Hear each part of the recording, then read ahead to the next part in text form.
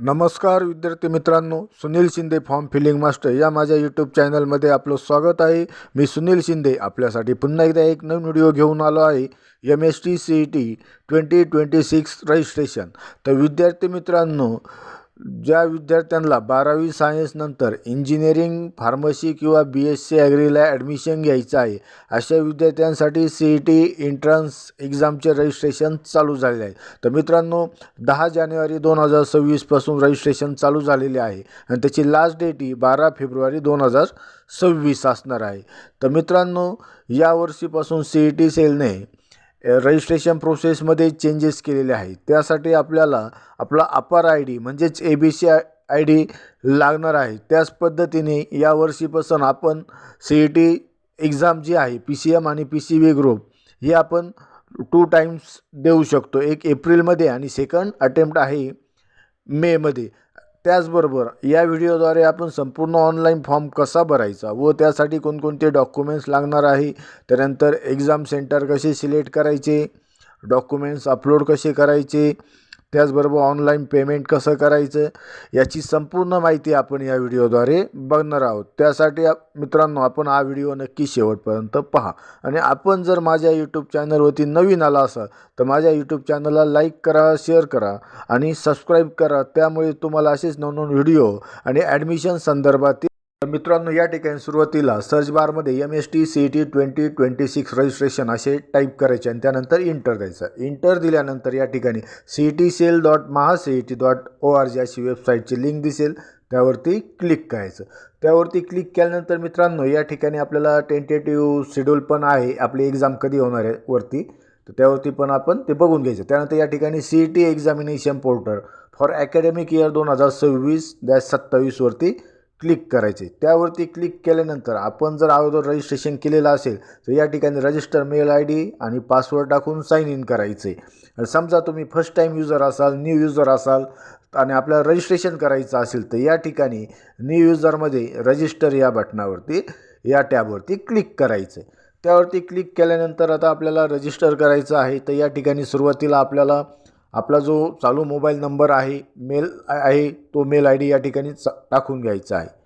तर या ठिकाणी आता आपल्याला सुरुवातीला मेल ID टाकायचा आहे आणि मेल ID टाकल्यानंतर या ठिकाणी पासवर्ड टाकायचा आहे। तर मित्रांनो, पासवर्ड टाकताना ॲटलिस्ट 8 कॅरेक्टरचा पाहिजे, त्यामध्ये एक स्मॉल लेटर, एक अप्पर केस पाहिजे, लोअर केस पाहिजे, 1 नंबर पाहिजे, स्पेशल कॅरेक्टर पाहिजे, तो मॅक्झिमम 16 कॅरेक्टरचा पाहिजे। पासवर्ड टाकल्यानंतर या ठिकाणी आपलं आधारवरती ज्या पद्धतीत नाव आहे त्या पद्धतीत नाव टाकायचं आहे। त्यानंतर आपली डेट ऑफ बर्थ टाकायची। डेट ऑफ बर्थ टाकल्यानंतर या ठिकाणी रजिस्टर या बटनावरती क्लिक करायचं आहे। त्यावरती क्लिक केल्यानंतर मित्रांनो, आपला जो ईमेल ID आपण दिलेला आहे त्यावरती आपल्याला एक मेल येणार आहे आणि तो जो मेल आलेला आहे CET सेलचा, तो आपण आपला व्हेरीफाय करून घ्यायचा आहे। त्या ठिकाणी व्हेरीफाय मेलचा ऑप्शन असेल तर तो मेल आपण व्हेरीफाय करून घ्यायचा आहे आणि मेल व्हेरीफाय केल्यानंतर आपल्याला लॉग इन करायचं आहे। मेल व्हेरीफाय केल्यानंतर या ठिकाणी क्लिक हिअर टू लॉग इनवरती क्लिक करायचं आहे। त्यावरती क्लिक केल्यानंतर या ठिकाणी आपला रजिस्टर मेल ID टाकायचा आहे आणि पासवर्ड टाकायचा आहे आणि त्यानंतर या ठिकाणी साइन इन या बटनावरती क्लिक करायचं आहे। त्यावरती क्लिक केल्यानंतर मित्रांनो, या ठिकाणी तुम्हाला नोट आलेली आहे, to continue with the MAH-CET application Aadhaar and APAAR ID authentication is mandatory. Please ensure that both your Aadhaar and Upper ID are available in your DigiLocker account that you have granted access to MAH-CET. तर मित्रांनो, आपल्याला हा form भरण्यासाठी आपला आधार number आणि अपर ID म्हणजेच ABC ID असणं गरजेचं आहे। तर यासाठी आता आपण प्रोसीड टू डिजिलॉकर या टॅबवरती क्लिक करायचं आहे। त्या ठिकाणी क्लिक केल्यानंतर या ठिकाणी आता आपल्याला आपला आधार नंबर टाकायचा आहे। आपला जो 12 अंकी आधार नंबर आहे तो टाकायचा आहे आणि या ठिकाणी नेक्स्ट या बटनावरती क्लिक करायचा आहे। तर मित्रांनो, आपल्याला जो ABC ID किंवा म्हणजेच अपर ID जो जनरेट करायचा आहे त्याचा व्हिडिओ मी माझ्या डिस्क्रिप्शनमध्ये त्याची लिंक दिलेली आहे, आपण तिथून पण तो अपर ID कसा जनरेट करायचा हे बघू शकता। तर या ठिकाणी आधार नंबर टाकल्यानंतर आपल्या मोबाईलवरती एक OTP आलेला आहे, तो OTP आपण या ठिकाणी टाकून घ्यायचा आहे आणि तो टाकल्यानंतर या ठिकाणी सबमिट बटनावरती क्लिक करायचा आहे। तर मित्रांनो, जो ABC ID आहे तो आपला 12 अंकी असतो, तर तो आपण व्हिडिओद्वारे आपल्या मोबाईलमध्ये पण डिजिलॉकर ॲप डाउनलोड करून आपण तो अपर आय डी जनरेट करू शकतो. तर मित्रांनो, जो अपर आय डी म्हणजेच ABC आय डी आहे तो आपल्याला रजिस्ट्रेशन करण्यासाठी कंपल्सरी असणार आहे. तो जनरेट केल्यानंतर आपण या ठिकाणी अशा पद्धतीने प्रोसेस करून घ्यायची आहे. आता मित्रांनो, या ठिकाणी मला माझ्या मोबाईलवरती OTP येत आहे. OTP येण्यासाठी थोडा वेळ लागतो, तो त्याची वेट करायची. आता OTP या ठिकाणी आलेला आहे, तो मी या ठिकाणी टाकल्यानंतर सबमिट या बटनावरती क्लिक केलेला आहे. तर सबमिट बटनावरती क्लिक केल्यानंतर आता या ठिकाणी आपला जो 6 डिजिटचा सिक्युरिटी पिन आहे, जो आपण डिजिलॉकरला टाकलेला आहे, तो 6 डिजिटचा सिक्युरिटी पिन आपण या ठिकाणी टाकून घ्यायचा आहे आणि त्यानंतर डन या बटनावरती क्लिक करायचं आहे. तर मित्रांनो, डन बटनावरती क्लिक केल्यानंतर या ठिकाणी आपल्याला डिजिलॉकर थ्रू कसला ॲक्सेस घ्यायचा आहे ते सिलेक्ट करायचं आहे. समजा तुमचा डिजिलॉकरला अपर आय डी असेल, आधार कार्ड असेल, तर आपल्याला हे 2 डॉक्युमेंट्स लागणार आहे, म्हणून मी ते 2 डॉक्युमेंट्स सिलेक्ट केले आहे. आणि त्यानंतर नेक्स्टवरती क्लिक केल्यानंतर या ठिकाणी आता ते डिजिलॉकर थ्रू फेच होत आहे आपला डेटा. म्हणजे तो डिजिलॉकरचा डेटा या ठिकाणी डॉक्युमेंट शेअर झालेले सक्सेसफुल, म्हणजे या ठिकाणी ते आलेलं आहे. ते जी इन्फॉर्मेशन आहे ती या ठिकाणी ऑटोमॅटिकली घेतलेली आहे. तर अशा पद्धतीने मित्रांनो आपल्याला डिजिलॉकरचं अकाउंट फेच करून घ्यायचं आहे. आणि त्यानंतर आता आपल्याला आपलं प्रोफाईल अपडेट करायचं आहे. तर या ठिकाणी आपलं नाव, डेट ऑफ बर्थ आणि आधार आय डी ऑटोमॅटिकली आलेला आहे. त्यानंतर आता आपलं या ठिकाणी अपर आय डी पण या ठिकाणी आलेला आहे. तो अपर आय डीचा जो नंबर आहे तो नंबर व्यवस्थित आपण आपल्याकडे नोट डाऊन करून ठेवायचा आहे अपर कार्डचा. तर त्यानंतर आपल्याला या ठिकाणी अपर आय डी टाकून घ्यायचा आहे. तर तो अपर आय डी आपला 12 अंकी आहे. तो 12 अंकी अपर आय डी म्हणजेच ABC आय डी टाकून घ्यायचा आहे. तर या ठिकाणी click here to view and copy your APAAR I D असा ऑप्शन होता. आपण त्यावरती क्लिक करून तो अपर आय डी बघितलेला आहे. तर आता या ठिकाणी आपला जो 12 डिजिटचा अपर आय डी आहे तो या ठिकाणी आता आपण टाकून घेऊया. आणि तो टाकल्यानंतर आपल्याला आपला जो चालू मोबाईल नंबर आहे तो मोबाईल नंबर या ठिकाणी टाकायचा आहे. तर मित्रांनो, या ठिकाणी लक्षात घ्या, आपला जो मोबाईल चालू आहे त्यावरती आपल्याला OTP वगैरे येणार आहे, त्यामुळे चालू मोबाईल नंबरच या ठिकाणी टाकायचा आहे. त्यानंतर या ठिकाणी खाली आल्यानंतर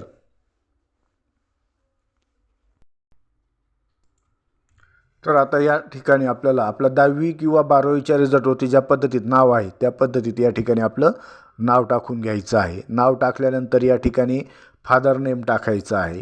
तर फादर नेम टाकल्यानंतर मदर नेम, त्यानंतर जेंडर सिलेक्ट करायचं आहे. मेल असेल तर मेल, फिमेल असेल तर फिमेल. त्यानंतर आपलं रिलिजन सिलेक्ट करायचं आहे. यामध्ये तुम्ही हिंदू, मुस्लिम, ख्रिश्चन, शीख, बुद्धिस्ट, जैन, पारसी असे रिलिजन सिलेक्ट करू शकता. मी हिंदू सिलेक्ट केलं आहे. त्यानंतर रिजन, तुम्ही जर ग्रामीण भागात राहत असाल तर रुरल सिलेक्ट करायचं आहे. शहरी भागात राहत असाल तर अर्बन सिलेक्ट करायचं आहे. त्यानंतर मदर टंग, तर या ठिकाणी तुम्ही जर बंगाली, गुजराती, इंग्लिश, हिंदी, मराठी अशा वेगवेगळ्या लँग्वेज आहे तर आपली जी भाषा आहे ती भाषा या ठिकाणी सिलेक्ट करायची आहे. तर me mother tongue Marathi select केली आहे. Nationality Indian.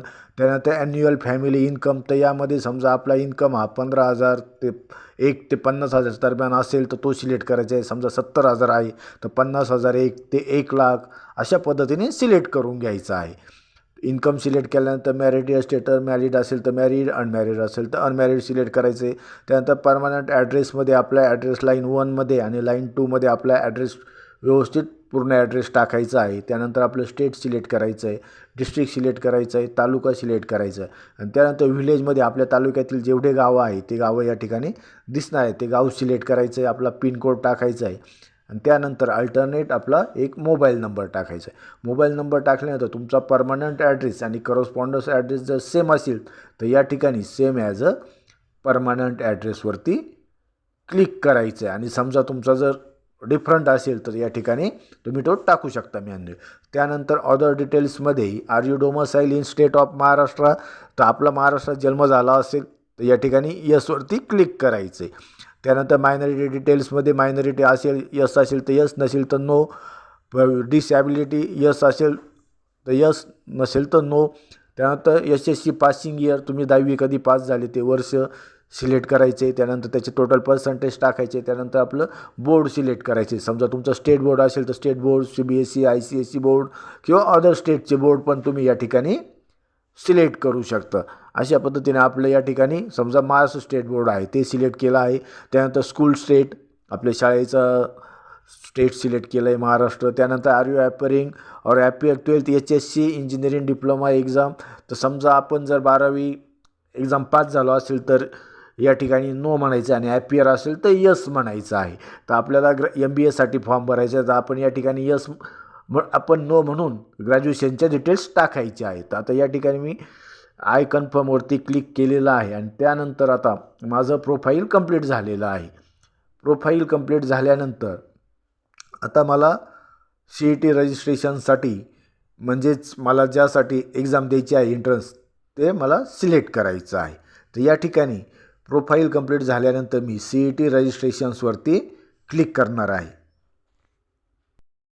मित्रांनो, प्रोफाईल कंप्लीट झाल्यानंतर आपल्याला CET रजिस्टर नाव या टॅबवरती क्लिक करायचे. त्यावरती क्लिक केल्यानंतर या ठिकाणी UG सेक्शनमध्ये MST CET 2026 रजिस्टर नाव या टॅबवरती क्लिक करायचे. त्यावरती क्लिक केल्यानंतर आपल्याला या ठिकाणी काही इन्स्ट्रक्शन्स दिसणार आहे. ते इन्स्ट्रक्शन्स आपण व्यवस्थित वाचून घ्यायचे आहेत. त्या अगोदर सुरुवातीला या ठिकाणी download information brochure for MST CET 2026. तर मित्रांनो, रजिस्ट्रेशन करण्यापूर्वी फॉर्म भरण्यापूर्वी इन्फॉर्मेशन ब्राउचर डाउनलोड करून घ्यायचं आणि ते व्यवस्थित वाचून घ्यायचं आहे आणि त्यानंतरच आपला फॉर्म फिल करायचं आहे. तर या ठिकाणी मित्रांनो काही इन्स्ट्रक्शन्स दिलेले आहेत ते आता आपण वाचून घेऊया. MST CET 2026साठी पात्र होण्यासाठी उमेदवारांनी HSC इयत्ता 12वी किंवा समतुल्य परीक्षा उत्तीर्ण केलेली असावी.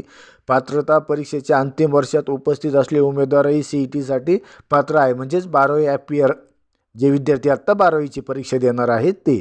त्यानंतर सविस्तर माहिती आणि तपशीलवार पात्रता निकषासाठी इन्फॉर्मेशन ब्राउचरचा संदर्भ घ्यायचा आहे.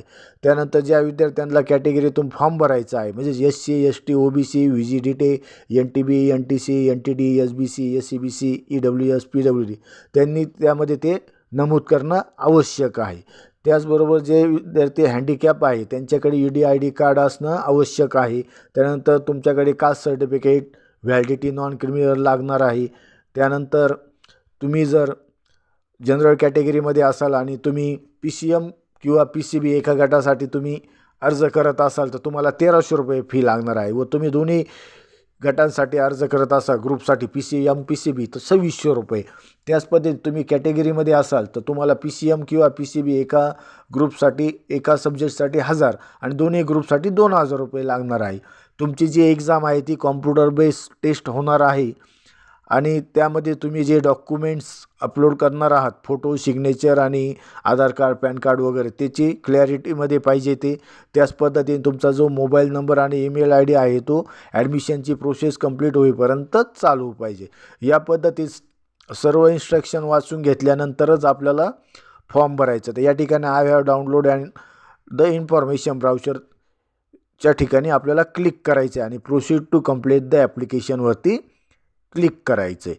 त्यावरती क्लिक केल्यानंतर आता आपल्याला आपलं रजिस्ट्रेशन करायचं. तर रजिस्ट्रेशन आपल्याला हे 4 स्टेपमध्ये करायचं आहे. Personal information, address, domicile and category details, qualification details. तर यामध्ये जी पर्सनल इन्फॉर्मेशन आहे ती आपले डिजिलॉकर थ्रू ॲटोमॅटिकली फेच झालेली आहे. त्यामध्ये तुमचं candidate name, APAAR ID, Aadhaar number, date of birth, त्यानंतर मेल ID, मोबाईल नंबर, त्यानंतर father name, mother name, gender, त्याच पद्धतीने रिजन, त्यानंतर mother tongue, nationality, annual income, marital status ही सर्व माहिती ऑटोमॅटिकली आलेली आहे. त्यानंतर सेव्ह अँड प्रोसीड या टॅबवरती क्लिक करायचे. त्यावरती क्लिक केल्यानंतर आता आपली सेकंड स्टेप आहे ॲड्रेस. तर या ठिकाणी ॲड्रेस लाईन 1मध्ये ॲड्रेस टाकून घ्यायचा आहे. तो पण या ठिकाणी आपल्या ॲटोमॅटिकली आलेला आहे. त्यानंतर सेव्ह अँड प्रोसीड केल्यानंतर 2 स्टेप कंप्लीट झालेले आहे. आता आपली थर्ड स्टेप आहे डोमासाईल अँड कॅटेगरी डिटेल्स. तर यामध्ये सुरुवातीला डिसॅबिलिटी इन्फॉर्मेशन दिव्यांग व्यक्ती आहात का, तर नो. या तुम्ही अनाथ आहात का, नो असेल तर यस म्हणायचं आहे. त्यानंतर आपण महाराष्ट्र राज्याचे रहिवासी आहात का, तर या ठिकाणी यस म्हणायचं आहे. त्यानंतर कॅटेगरी ते कास्ट सिलेक्ट करायची, open, SC ST DT विजे NTB NTC NTD OBC SBC SCBC अशा सर्व कॅटेगरी दिलेल्या आहे. तर तुम्ही जर EWSमध्ये असाल तर या ठिकाणी आपण ओपन कॅटेगरी सिलेक्ट करायची आहे. आणि ओपन कॅटेगरी सिलेक्ट केल्यानंतर या ठिकाणी do you want to apply for EWS, तर या ठिकाणी तुम्ही EWSमध्ये असाल तर यस म्हणायचं आहे, नसेल तर नो म्हणायचं आहे. तर या ठिकाणी मी आता OBC कॅटेगरीमध्ये आहे, त्यामुळे मी या ठिकाणी पुन्हा एकदा OBC कॅटेगरी सिलेक्ट केलेली आहे. कॅटेगरी सिलेक्ट केल्यानंतर तुमच्याकडे जातीचे नाव निवडायचे आहे. तर यामध्ये आपल्या कास्ट सर्टिफिकेटवरती त्या आपल्या जातीचा नंबर दिलेला असतो, तो नंबर व्यवस्थित बघून घ्यायचा आहे आणि त्या नंबरप्रमाणे या ठिकाणी आपली जात सिलेक्ट करायची आहे. त्यानंतर तुमच्याकडे जातीचे प्रमाणपत्र आहे का, म्हणजे कास्ट सर्टिफिकेट आहे का, तर या ठिकाणी अवेलेबलवरती क्लिक करायचं आहे. अवेलेबल ऑप्शन सिलेक्ट केल्यानंतर तुमच्याकडे कास्ट सर्टिफिकेटचा नंबर या ठिकाणी तुम्हाला टाकायचा आहे, जात प्रमाणपत्र क्रमांक तो या ठिकाणी टाकून घ्यायचा आहे. त्यानंतर तुमच्याकडे कास्ट व्हॅलिडिटी सर्टिफिकेट आहे का, तर तुमच्याकडे अवेलेबल असेल तर या ठिकाणी तुम्ही अवेलेबल हा ऑप्शन सिलेक्ट करायचा आहे. तुमच्याकडे नसेल तर तुम्ही नॉट अप्लाय ऑप्शन सिलेक्ट करू शकता आणि तुमची जर अप्लाय केलेला असेल तर apply but not receive option select करू शकता. तो ऑप्शन सिलेक्ट केल्यानंतर या ठिकाणी ॲप्लिकेशन नंबर, ॲप्लिकेशनची डेट टाकायची आहे. त्यानंतर कास्ट व्हॅलिडिटी वरती आपलं ज्या पद्धतीत नाव आहे ते नाव टाकायचं आहे आणि आपला जिल्हा सिलेक्ट करायचा आहे. आणि तुमच्याकडे जर असेल तर तुम्ही या ठिकाणी अवेलेबल सिलेक्ट करू शकता. अवेलेबल सिलेक्ट केल्यानंतर आपल्याला कास्ट व्हॅलिडिटीचा सर्टिफिकेट नंबर या ठिकाणी टाकून घ्यायचा आहे. त्यानंतर do you want have non criminal certificate, तर तुमच्याकडे नॉन क्रिमिनल सर्टिफिकेट असेल तर ते 31 मार्च 2027पर्यंतचं पाहिजे त्याची व्हॅलिडिटी. असेल तर अवेलेबल म्हणायचं आहे, नसेल तर नॉट अप्लाय, आणि तुम्ही अप्लाय केला असेल तर अप्लाय बट नॉट रिसीव हा ऑप्शन तुम्ही सिलेक्ट करू शकता. तो ऑप्शन सिलेक्ट केल्यानंतर तिथे ॲप्लिकेशन नंबर आणि ॲप्लिकेशनची डेट आपल्याला टाकावी लागणार आहे. तर या ठिकाणी अवेलेबल असेल तर अवेलेबल, नसेल तर नॉट अप्लाय म्हणायचं आहे. Minority information no. त्यानंतर सेव्ह अँड प्रोसीड या बटनावरती क्लिक करायचं. या टॅबवरती क्लिक केल्यानंतर आता आपली पुढची स्टेप आहे क्वालिफिकेशन डिटेल्स. तर आता या ठिकाणी आपल्याला क्वालिफिकेशन डिटेल्समध्ये 10वीच्या इन्फॉर्मेशन आपली प्रोफाईलमधनं ॲटोमॅटिकली आलेली आहे. त्यानंतर आपण 12वी ॲपियर आहोत, तर मग कुठली स्ट्रीम आहे ती स्ट्रीम आपली सायन्स सिलेक्ट करायची आहे.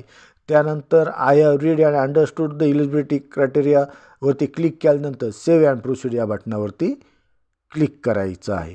तर यावरती क्लिक केल्यानंतर आता आपल्याला पुढे इन्फॉर्मेशनमध्ये एक्झाम सेंटर सिलेक्शनमध्ये आपण select the group of you want to appear, तर तुम्हाला कोणत्या गटासाठी कोणत्या ग्रुपसाठी परीक्षा द्यायची आहे ते निवडायचं. यामध्ये तुम्ही PCM PCB किंवा PCM अँड PCB असे दोन्ही ग्रुप पण सिलेक्ट करू शकता. समजा तुम्हाला दोन्ही ग्रुप द्यायचे, तुम्ही दोन्ही ग्रुप सिलेक्ट करू शकता. आणि मग त्याची जी एक्झाम आहे, सिलेक्ट द एक्झामिनेशन अटेम्प्ट, तर ती तुम्ही किती अटेम्प्ट देणार आहात. PCM PCB तुम्हाला दोन्ही अटेम्प्ट द्यायचे असेल PCMसाठी, तर मग तुम्ही बोथ अटेम्प्ट म्हणू शकता.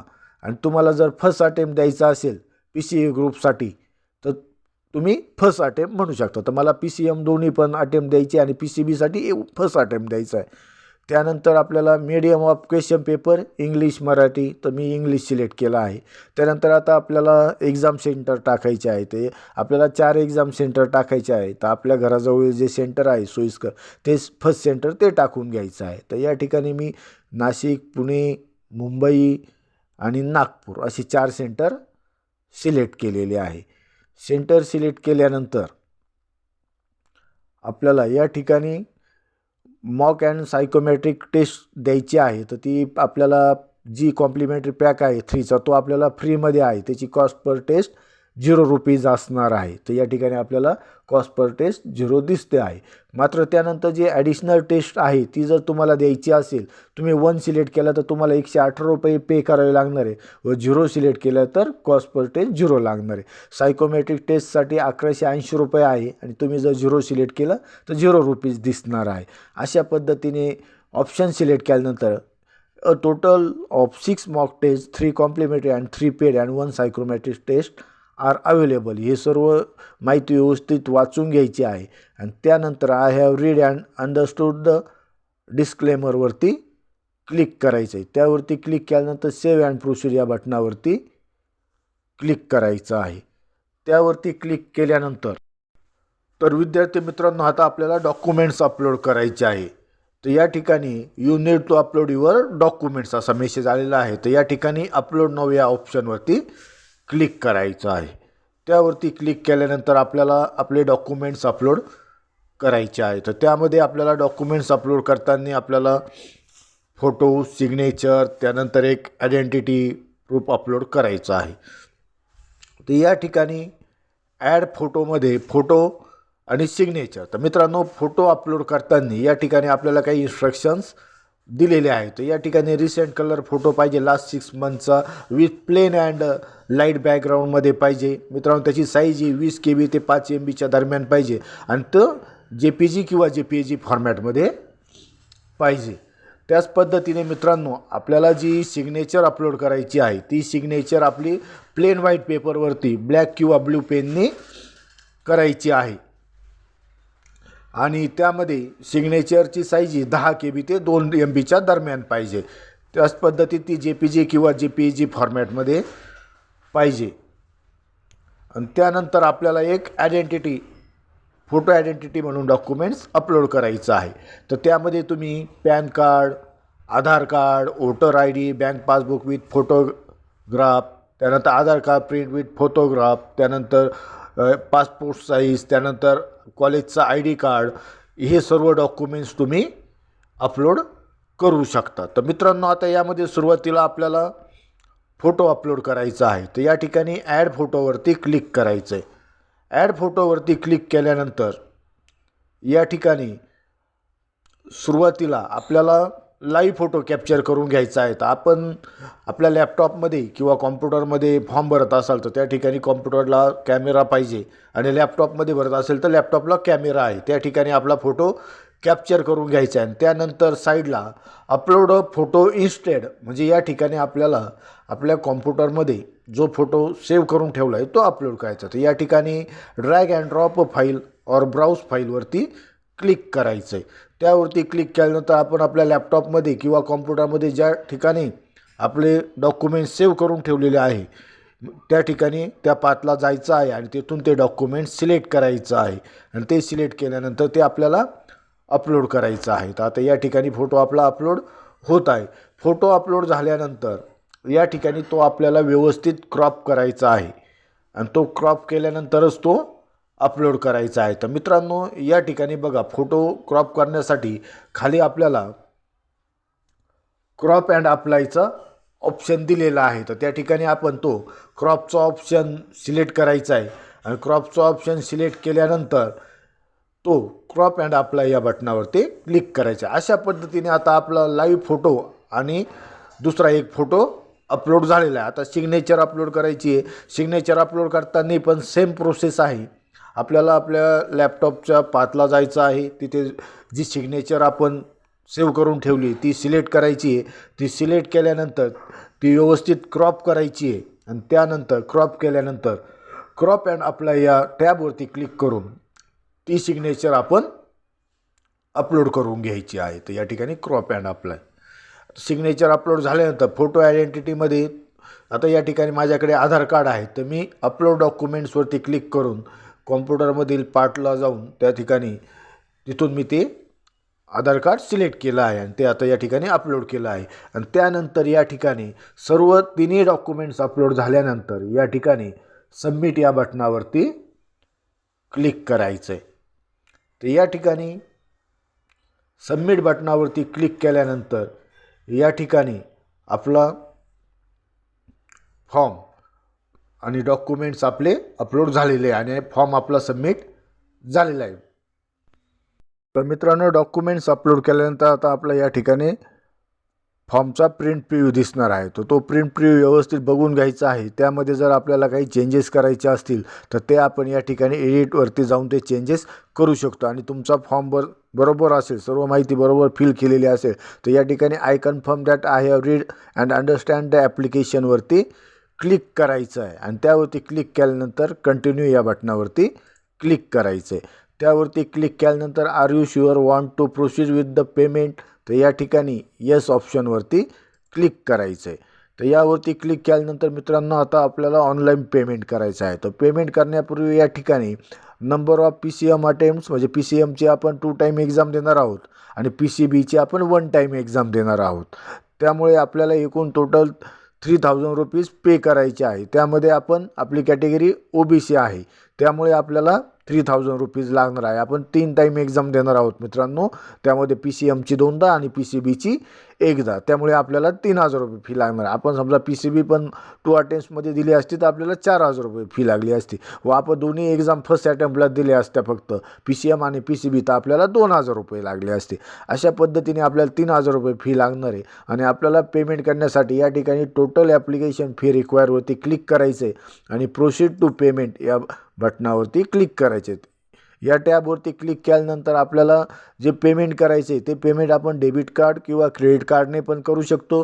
पे व्हाया UPI म्हणजेच QR कोड स्कॅन करून किंवा UPI IDनी करू शकतो किंवा नेट बँकिंगनी करू शकतो. तर मित्रांनो आपल्याला ते ऑनलाईन पेमेंट करायचं आहे आणि पेमेंट केल्यानंतर आपला जो फॉर्म आहे तो फॉर्म डाउनलोड करून ठेवायचा आहे किंवा त्याची प्रिंटआउट काढायची आहे. अशा पद्धतीने आपला MST CETचा फॉर्म भरून झालेला आहे. तर मित्रांनो फॉर्म भरताना जर तुम्हाला काही क्युरी असेल, काही डाऊट असेल तर तुम्ही मला माझ्या कमेंट बॉक्समध्ये टाकू शकता. तसेच तुम्हाला जर हा व्हिडिओ आवडला असेल त्याला नक्की लाईक करा, शेअर करा आणि सबस्क्राईब करा. थँक्यू.